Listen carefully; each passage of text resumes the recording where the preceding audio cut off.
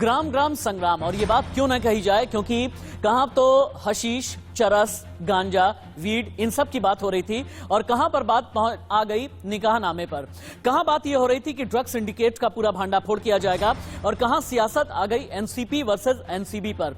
कहां बात यह हो रही थी कि जितने भी ड्रग माफिया के जितने इंटरनेशनल कनेक्शन हैं इन्हें क्रैक किया जाएगा। लेकिन अब कहां पर बात आकर के टिक गई है, यह सबसे बड़ा सवाल है। और इस सवालों के घेरे में समीर वानखेड़े भी आ गए हैं, जिन्हें एनसीबी का सिंघम कहा जाता था। समीर वानखेड़े पर पहले 26 आरोपों की झड़ी सीधे तौर पर नवाब मलिक ने लगा दी।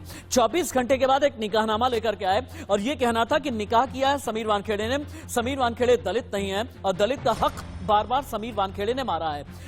बात तो यह थी कि अफीम, चरस, गांजा वाले पकड़े जाएंगे, बात तो यह थी कि क्रूज वाले पकड़े जाएंगे, बात तो यह थी कि इंटरनेशनल कनेक्शन वाले पकड़े जाएंगे। लेकिन अब हर कोई 25 दिन के अंदर बहुत कुछ भूल गया है।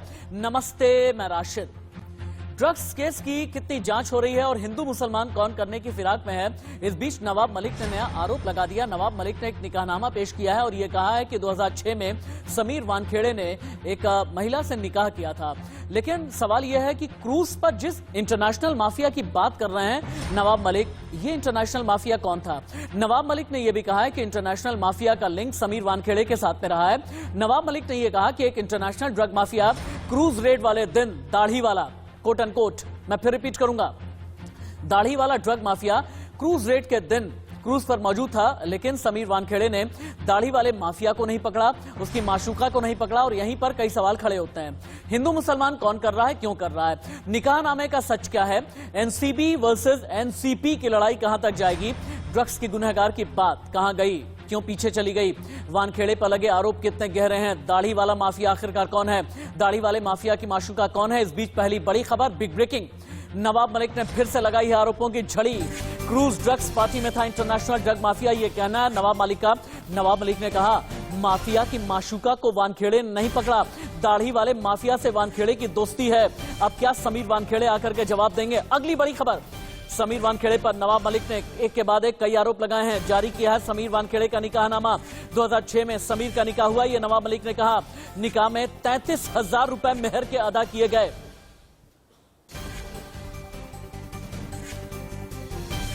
करने के लिए मैं सार्वजनिक रूप से उन्हें कहता हूं कि आप क्रूज की सीसीटीवी मंगाइए, हर कमरे का सीसीटीवी, सारे डांस की सीसीटीवी, और जैसे खंगालेंगे दुनिया का एक बहुत बड़ा ड्रग माफिया उस पार्टी में था।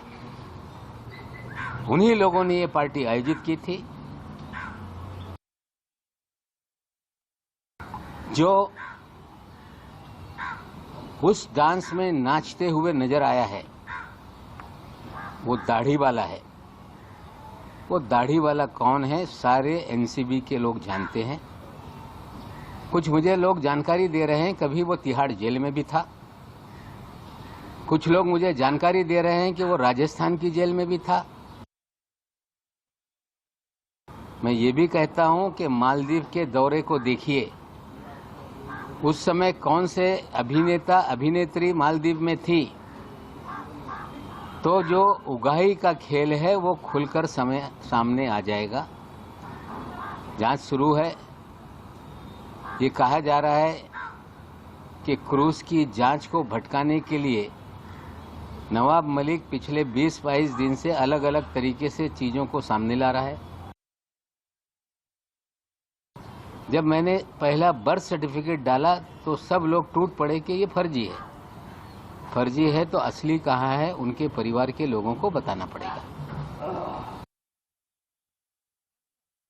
मेरा सवाल इतना ही है कि समीर दाऊद वानखेड़े ने फर्जी दस्तावेज के आधार पर शेड्यूल कास्ट का सर्टिफिकेट बनवाया और उस सर्टिफिकेट के आधार पर कंपटीशन में बैठे आईआरएस का पद हासिल किया।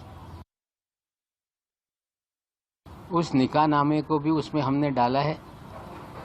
2 बॉक्स उसमें ब्लैंक कर दिए गए हैं, जिसमें लड़की के पिताजी का नाम है, उनके चाचा जी का नाम है वो ब्लैंक एड्रेस इसलिए रखा गया है कि उनको बड़े पैमाने पे धमकाया जा रहा है।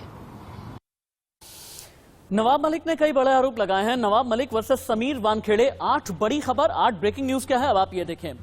नवाब मलिक ने एक निकाहनामा दिखाया, ये कहा कि 2006 का निकाहनामा है जब समीर वानखेड़े ने निकाह किया था।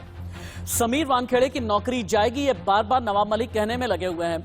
प्रभाकर सेल ने दर्ज कराया बयान, 8 घंटे तक ये बयान दर्ज कराया गया है। रिश्वतखोरी केस की जांच भी चल रही है। मुंबई में एनसीबी टीम जांच करने के लिए पहुंची है। समीर ने कई एक्ट्रेस से रकम ली है, ये नवाब मलिक ने कहा। हमें धमकियां मिलती हैं, नवाब मलिक की पत्नी क्रांति रेडेकर का ये कहना है। समीर वर्सेस नवाब मलिक की जो लड़ाई है निकाहनामा पर कैसे आ गई है आप ये देखें।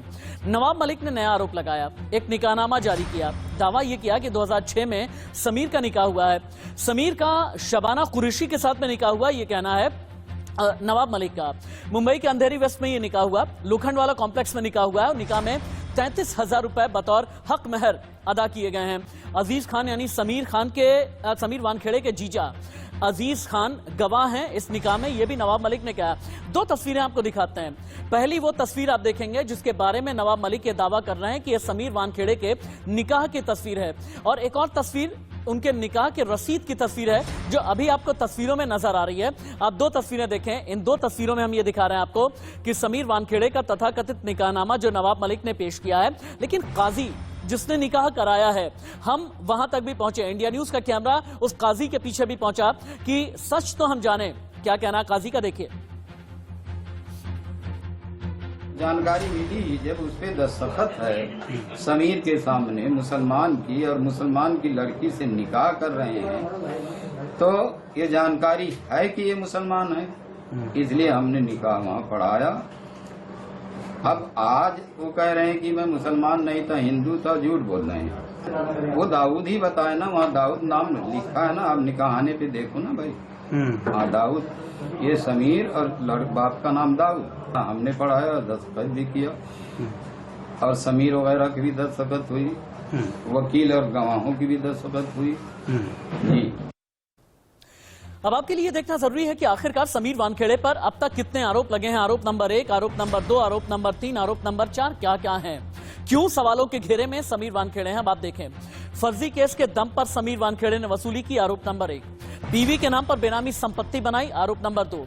बर्थ सर्टिफिकेट में छेड़छाड़ करके नौकरी हासिल की, आरोप नंबर 3। और आरोप नंबर 4 है निकाहनामा, जिसमें यह पता चलता है कि समीर वानखेड़े मुसलमान हैं।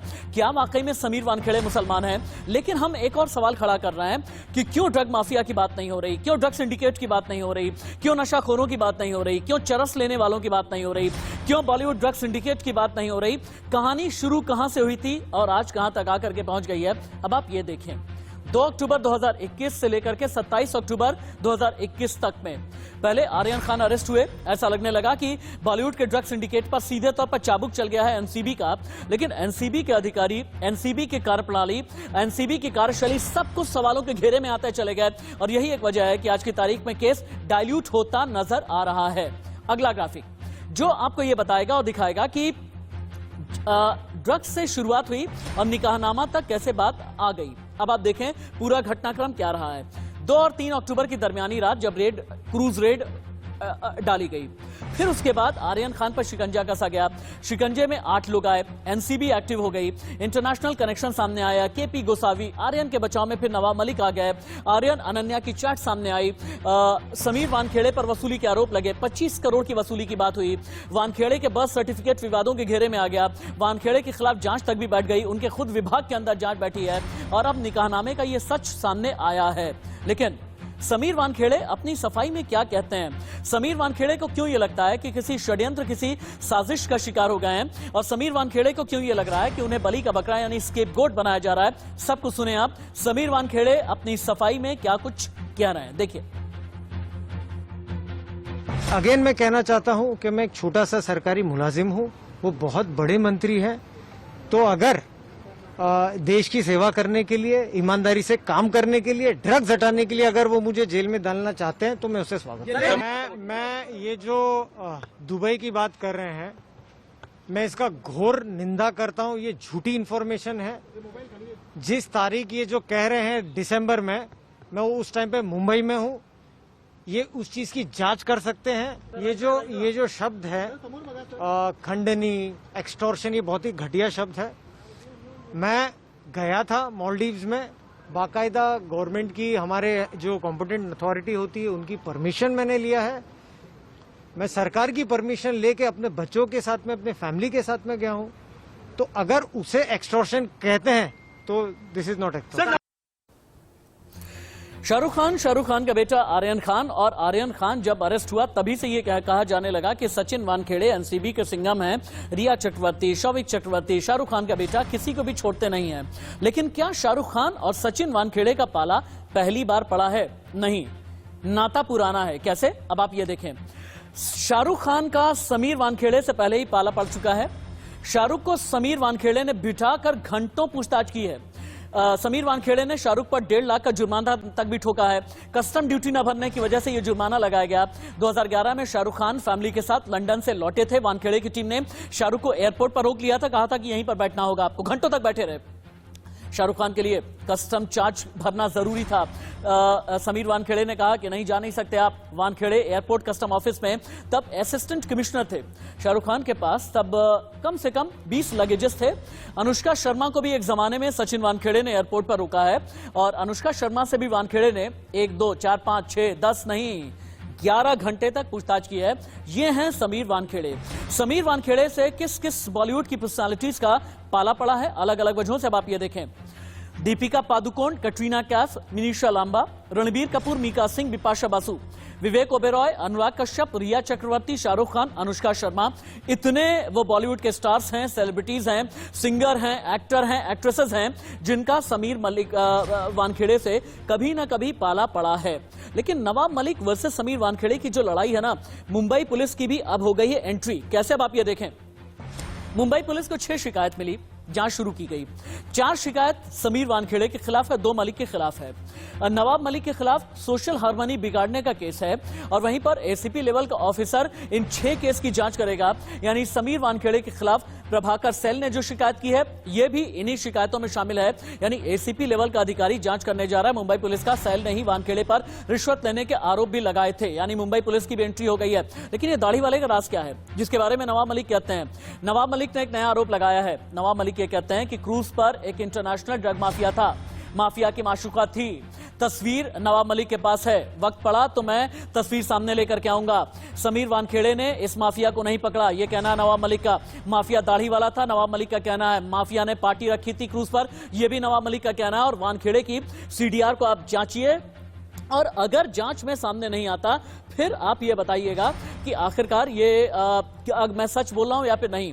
लेकिन समीर वानखेड़े के साथ कितने विवाद जुड़े हैं, ये एक बार दिखा लेते हैं हम। समीर वानखेड़े के साथ जो सबसे नया विवाद जुड़ा है वो है निकाहनामा का, शादी की फोटो का। वानखेड़े के विवाद हैं धर्म के, रिश्वत के, पंच के, दुबई के, मालदीव्स के, मुंबई, वसूली, ड्रग्स, एनसीपी वर्सेस एनसीबी, और गोसावी, भानुशाली, कुणाल जानी, ये सब वो किरदार हैं जिन्हें पंच के तौर पर बार बार पेश करने की कोशिश समीर वानखेड़े की तरफ से रहती थी। और यही एक वजह है कि नवाब मलिक ने घेर लिया है। यहां पर रुकेंगे एक छोटे से ब्रेक के लिए, कहीं मत जाइएगा, इस केस की तह तक जाएंगे। आगे बढ़े उससे पहले हेडलाइन।